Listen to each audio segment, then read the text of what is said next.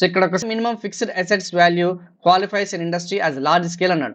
So ఈ మధ్య కాలంలో చూసుకుంటే ఇక్కడ కనిపిస్తుంది కదా ఎంఎస్ఎంఈకి సంబంధించిన definition. MSME micro small medium enterprise. డైరెక్ట్గా మనకి కొన్ని తెలియకపోయినా కానీ ఇండైరెక్ట్గా మాత్రం మీరు కొన్ని తెలుసుకోవాల్సిందనమా.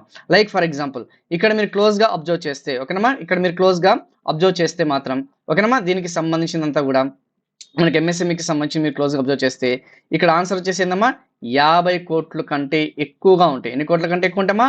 50 crores కంటే ఎక్కువగా ఉంటాయి. 50 కోట్ల కంటే ఎక్కువగా ఉంటే మనం దాన్ని ఏమంటున్నామా? ఎస్, లార్జ్ స్కేల్ ఇండస్ట్రీ అని చెప్పేసి అంటున్నాం. ఏం scale industry? Large scale industry అంటున్నాము. అంటే ఆ యొక్క క్యాపిటల్ అనేది అసెట్స్లో ఓకేనమ్మా, ఆ క్యాపిటల్ అనేది అసెట్స్ మీద, ఆ యొక్క మూలధనం అనేది ఆస్తుల మీద పెట్టుబడి అనేది 50 కోట్ల కంటే ఎక్కువగా ఉంటే దాన్ని మనం లార్జ్ స్కేల్ ఇండస్ట్రీ అంటున్నాం. కానీ మేము ఇది ఎక్కడ కూడా చదవలేదు సార్ అని చెప్పేసి మీకు ఒక డౌట్ అనేది వస్తుంది. ఆ డౌట్ అనేది ఇండైరెక్ట్గా మనకి ఎక్కడ రిఫ్లెక్ట్ అవుతుందంటే ఇక్కడ చూడండి, ఎంఎస్ఎంఈ చూసుకుంటే పెట్టుబడి అనేది మీకు ఆల్రెడీ మీరు రివైజ్డ్ చదివే ఉంటారు కదా, MSME definition, revised MSME definition 2020లో చేంజ్ చేశారమ్మా. మైక్రో ఇండస్ట్రీ చూసారు కదా, సూక్ష్మ పరిశ్రమని చూస్తే మనకి ఈ యొక్క ఇన్వెస్ట్మెంట్ అనేది లెస్ దాన్ 1 crore అన్నారు. పెట్టుబడి అంతా మూలధన ఆస్తుల మీద పెట్టుబడి less than 1 crore.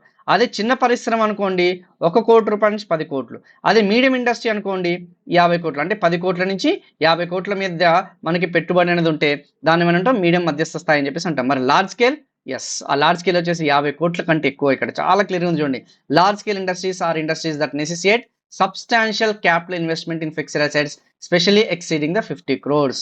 So obviously మనకి 50 కోట్ల కంటే ఎక్కువ ఏదైతే మనం చెప్పుకున్న పెట్టుబడులమ్మ, మళ్ళీ టర్న్ ఓవర్ కాదు. సో ఈసారి మనకి ఎగ్జామినేషన్ పాయింట్ ఆఫ్ వ్యూలో పర్టికులర్ ఇన్వెస్ట్మెంట్ మీద అడిగే ఛాన్సెస్ ఉంది, లేదు అనుకుంటే మనకి ఈ టర్న్ ఓవర్ మీద అడిగే ఛాన్సెస్ ఉంది.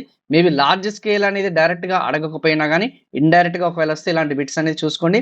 నాకన్నా నాలెడ్జ్ ప్రకారంగా చూసుకుంటే ఎంఎస్ఎంఈ అనేది కూడా ఉంది కాబట్టి చాలా కీ రోల్ ప్లే చేస్తుంది కాబట్టి మన యొక్క ఇండియన్ ఇండస్ట్రీస్లో దీని మీద ఈ డెఫినేషన్స్, ఇన్వెస్ట్మెంట్స్ కానీ ఈ టర్న్ ఓవర్ ఏదైతే ఉందో వీటి మీద ఫోకస్ చేయండి అమ్మా. డెఫినెట్గా వీ మే ఎక్స్పెక్ట్ 1 బిట్.